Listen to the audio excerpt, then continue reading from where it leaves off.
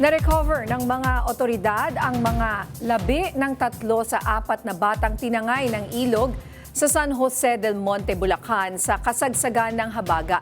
Nagpapatuloy naman ang paghahanap sa isa pang nawawala.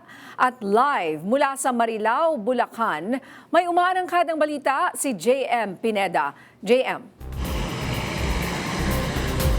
Ninya, 3 araw nga yung inabot bago matagpuan itong mga labi ng mga binatilyo na tinangay nga ng agos ng ilog doon sa San Jose del Monte, Bulacan. Ganun yung sistema niya, Ninya, magkakaibang lugar sila natagpuan. Kagabi nga, yung unang na-recover ay natagpuan sa Santa Maria, Bulacan at yung isa naman o yung dalawa ay kaninang umaga na na-recover dito sa barangay ng Balon sa Marilao, Bulacan. Ayon doon sa mga otoridad ay halos 10 kilometro yung inabot na palutang-lutang itong mga bangkay bago natagpuan.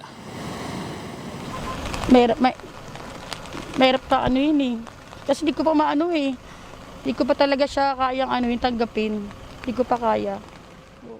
Tagos sa puso ang sakit na naramdaman ni Jean nang makumpirma na ang anak niyang si Justin Alseco ang natagpo ang bangkay sa Tabon Creek sa barangay Nagbalon, Marilao, Bulacan. Pilit man umano niyang inaalis sa isip na wala na ang nag-iisang anak, pero mahirap daw itong gawin dahil hindi siya makapaniwala na sa isang iglap hindi niya na ulit makikita ang ngiti nito. Ayoko makita yung kalagayan niya. Lalo yung nakita ko yung palatandaan na gusto kong expect. Yung pag-ahon sa kanya kanina na ayoko sanang tignan kasi di ko maano tignan siya na gano'n yung sitwasyon niya na yung iba na itsura niya eh. Pero siyempre para mapanatag ako na siya, tinignan ko ako. Kabilang ang binatilyong si Justin sa 4 na kabataan na inanod ng rumaragasang tubig sa Marilao River sa San Jose del Monte, Bulacan noong Lunes, August 10. Kwento ni Jean, galing pa raw sila sa 10 araw na bakasyon ng pamilya sa Visayas at nakipiesta pa. Kaya laking gulat nila nang mabalitaan na nawawala na ang anak. As in, kararating din talaga lang namin. Oo, sa Bulacan, kasi kami dumiretso na kami ng Pamaynila. Ngayon sila, pinaretso sa Bulacan. Kasi yung mother ko, kasama ko, yung kapatid ko. And then yun nga, bigla nga siyang sinundo ng classmate niya. Na hindi namin akalain na doon sila pupunta sa ilog.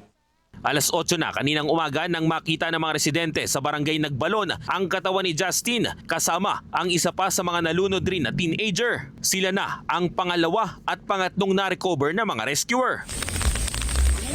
Nauna naman nang natagpuan kahapon ang katawan ng isa pang binatilyo na taga-barangay Santo Cristo sa San Jose del Monte, Bulacan.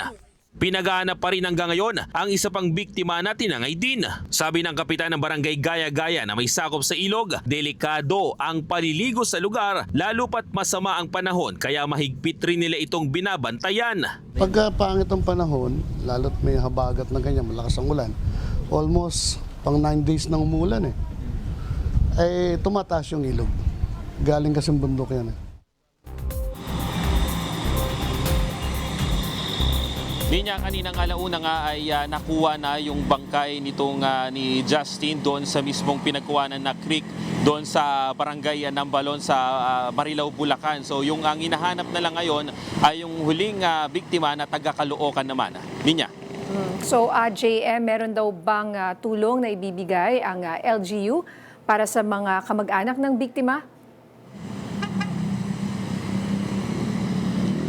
Sa ngayon, Ninya, kumukuha pa tayo ng impormasyon patungkol dyan, pero ang isa nga sa tiniyak ng LGU ng SJDM dahil area nila yung pinaghulugan o pinagtalunan nitong mga kabataan ay tutulong sila sa paghahanap at dun sa mga funeral services na ginagawa nitong dun sa mga kabataan. Pero pagdating dun sa mga taga-Caloocan daw na mga biktima, kasi ang nangyari niya, yung dalawa ay mga taga-barangay Santo Cristo at barangay Gaya-Gaya sa San Jose del Monte, pero yung dalawang biktima naman ay mga taga-Caloocan. So ang ginagawa daw ng LGU dyan ay tutulungan yung LGU ng Caloocan para mahanap pa yung isang nawawala na hanggang ngayon nga ay pinaghahanap pa rin ng mga otoridad. Ninya.